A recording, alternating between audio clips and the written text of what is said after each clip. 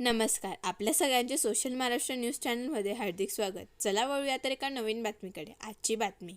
प्रांत अधिकारी, नायब तहसीलदार आणि कार्यालयातील कर्मचाऱ्यांना 30,000 रुपयाची लाच देण्याचे सांगून खासगी पंटर वाल्मिक प्रताप सिंग झालटे याला धुळे लाचलुचपत विभागाने अटक केली आहे. तक्रारदार यांच्या नातू व नातीचे भामटा राजपूत जातीचे जात प्रमाणपत्र मिळवण्याकरिता हे प्रांत अधिकारी कार्यालयात गेले होते. मात्र प्रांत अधिकारी यांची भेट न झाल्याने पंटर वाल्मिक झालटे याने तक्रारदाराशी संबंध साधून मी दोन्ही मुलांचे जात प्रमाणपत्र काढून देतो. प्रांताधिकारी व कर्मचारी माझ्या ओळखीचे आहे. मी इतरांचे देखील जातीचे प्रमाणपत्र काढून देत असतो. त्यामुळे तक्रारदाराकडे प्रत्येकजण प्रमाणपत्राचे 15,000 रुपये प्रमाणे 30,000 रुपयांची मागणी केली होती.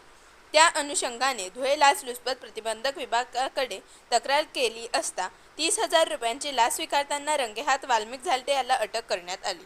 बातमी आवडल्यास चॅनलला लाईक व सबस्क्राईब करा व दररोज अशा नवनवीन बातम्या पाहण्यासाठी चॅनलला फॉलो करा. धन्यवाद.